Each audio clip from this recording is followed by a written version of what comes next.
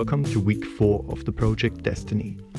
I'm still in Guatemala, still in Rio Dulce on my solo mission of refitting my 39-foot Motorsail sailboat. And it's time to put her in the water. It's time to leave the heart. I'm really glad. It was a lot of dirty work the last weeks.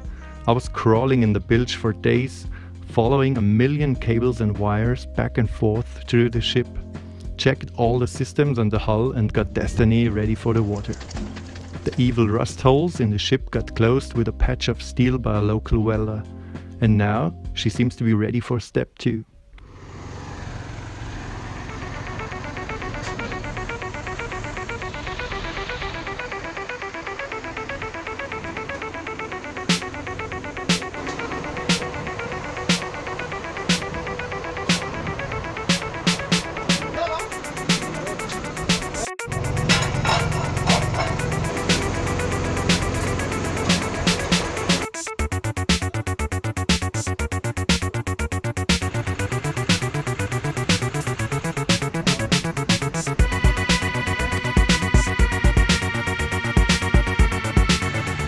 You know, we only will be in the water for 3 or 4 days.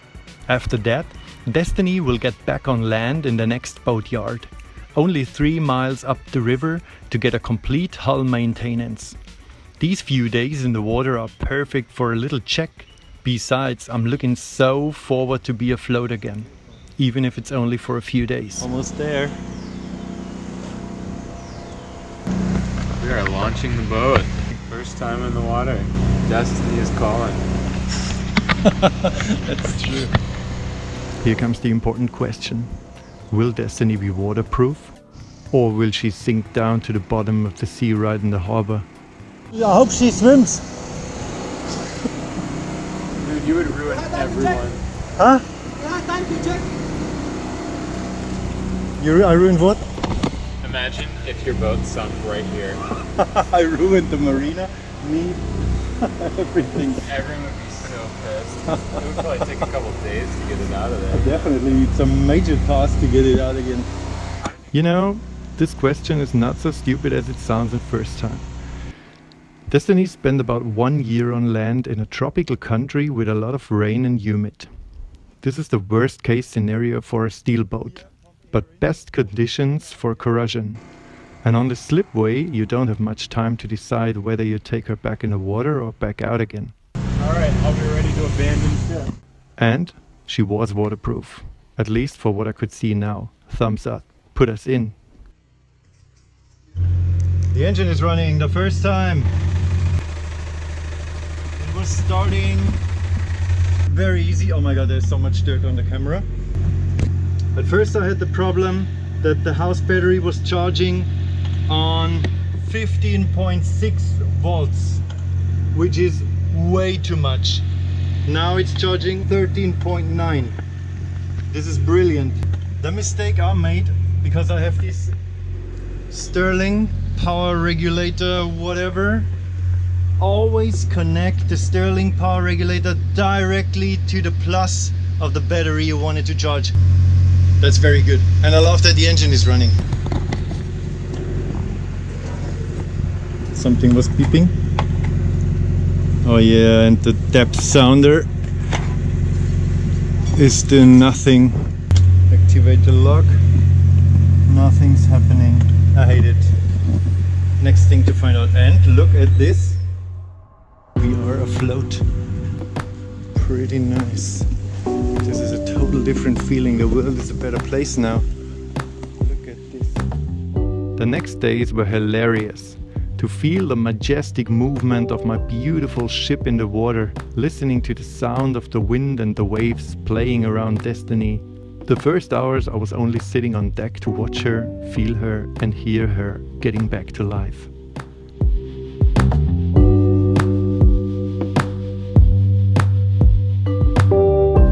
Every now and then I was checking the bilge if there was really no water coming in from somewhere.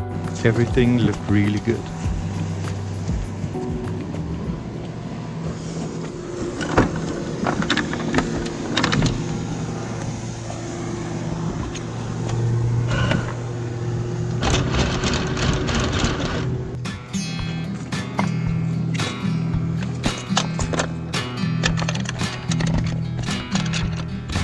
I don't dream anymore when I sleep.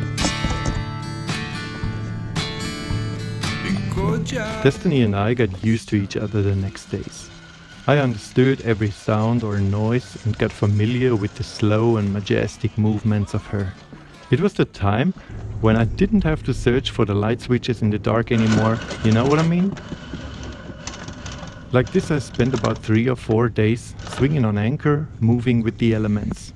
Perfect. Just enough time to do a check on all the water systems on board, such as toilets, engine, cooling circuits, and of course the navigational instruments like depth sounder, lock and autopilot. Pretty much all these systems require water around the ship, and even a hole in the hull to get the water they work with. So I made a list of things that needed to be repaired or replaced on my next step. I'm already used to that.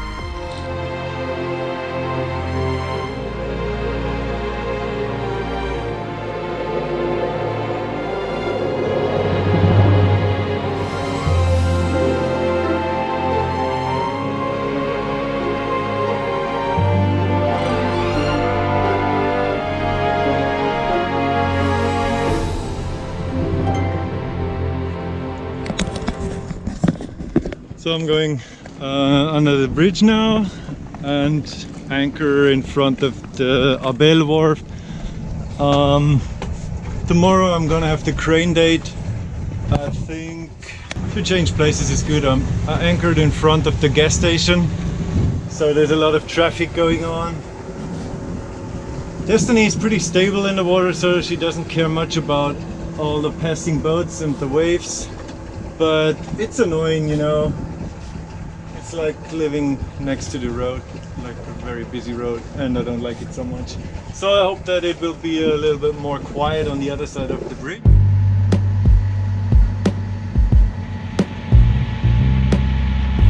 A few hundred years ago they probably would have opened fire on us when we were entering this lake. I think it's the Lake Izabal. It's so beautiful. We're gonna check it out later. I really want to do some exploring on land today.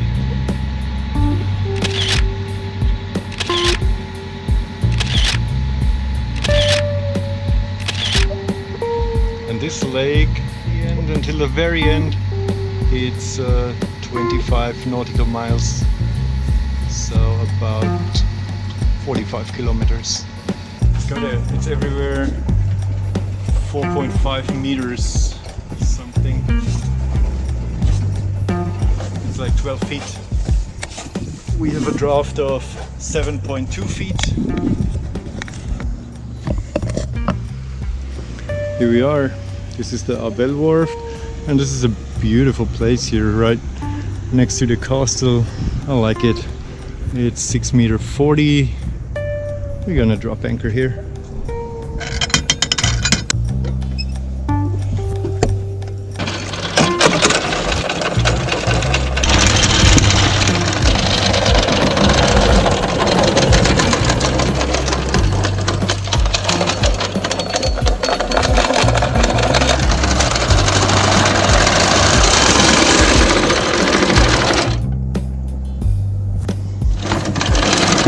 Should have touched ground by now.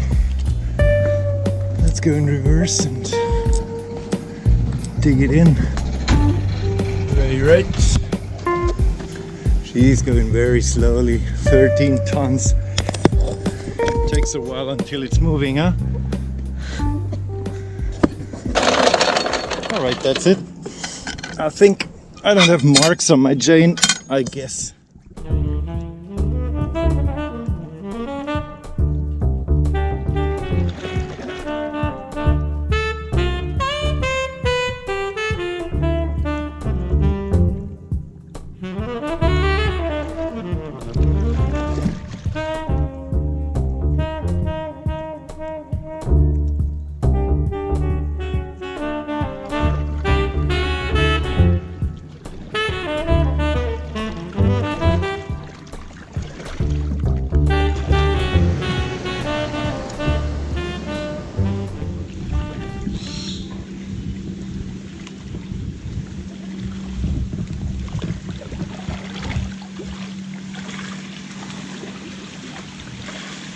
Hola.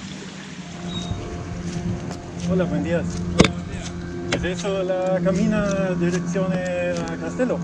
Castillo, sí. Sí. Ahora la salida para allá. ¿Perdón?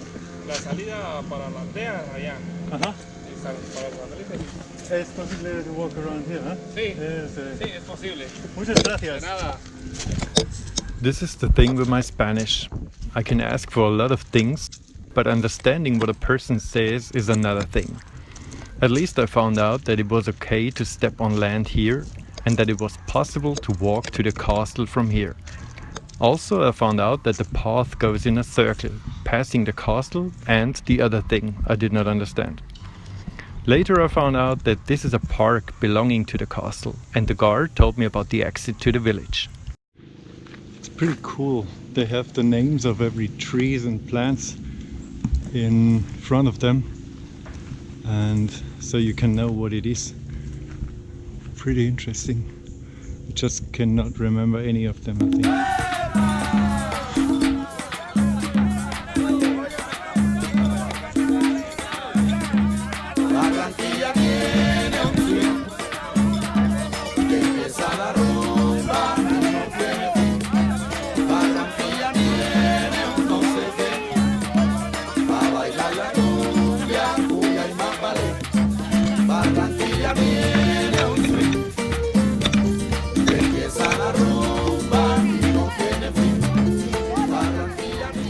The castle of San Felipe de Lara is a Spanish colonial fort at the entrance to Lake Izabal in eastern Guatemala. It was built in 1644 under the orders of Diego de Avendaño, the governor of the Kingdom of Guatemala. Ticket? Sí.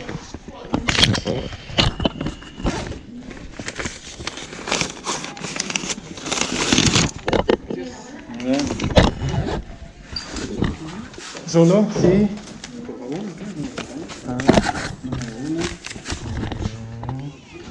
¿De qué país? And the stencil origin.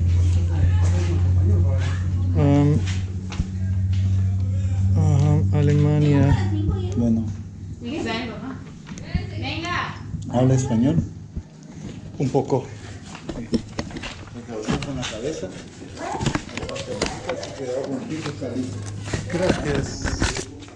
Since 2002, it is added to the UNESCO World Heritage List. It is one of the most popular tourist destinations in the Rio Dulce National Park. Lake Izabal is connected with the Caribbean Sea via the Rio Dulce. The fort was situated at the narrowest point on the river to protect the Port San Antonio on the Lake Izabal from the frequent pirate attacks. To protect the passage along the river into the lake, it was blocked by a large chain that crossed from the port to the far bank.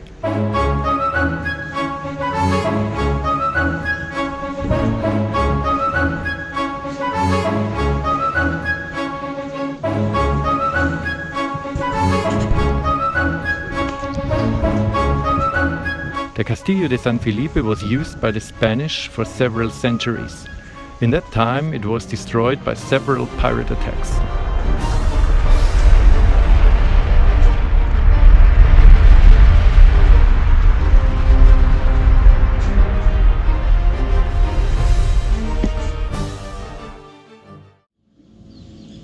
Good morning. I think it's Friday. It's a beautiful morning in the Rio Dulce again.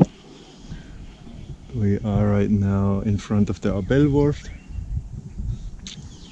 I will row there. I hear already somebody hammering around. So there is definitely somebody working today, even if yesterday night was La Noche de los Muertos, the night of the dead. I'm gonna row there and I will ask when they're gonna haul me out. So let's start with the big jobs. The hull maintenance. For this progress I had to motor 3 miles up the river to the Abel Wharf, the place for the steelwork around Rio Dulce. Destiny will get a complete hull maintenance there. 3 or 4 weeks of dirt, rust and sweat will follow. So let's get up the anchor and go there.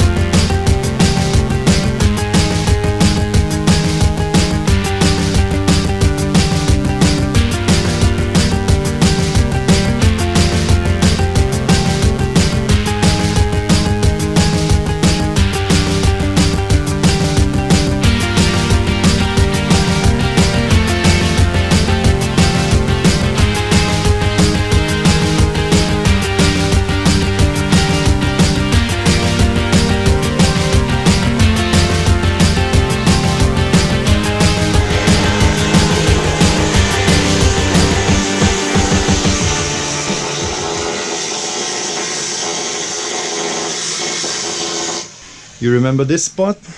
This was where my bed was. My beautiful cozy bed. Everything is gone here.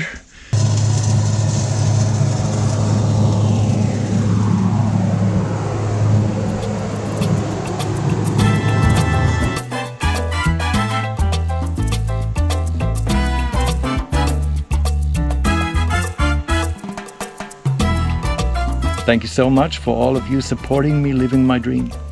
Stay tuned for more or join the crew 19. For the detailed cruising route 2019, check out neograph.de.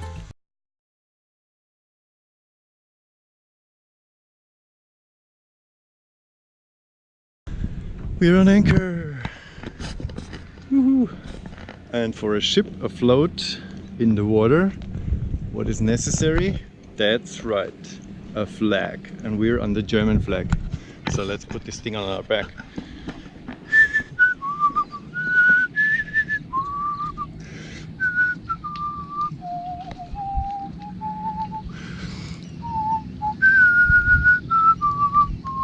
No, wait, this was the wrong one. Which one is the right hymn? Here we go.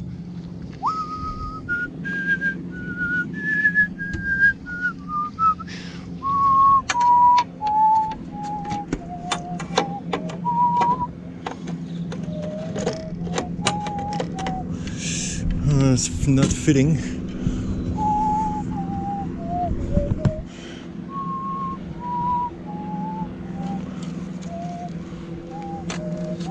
Here we go.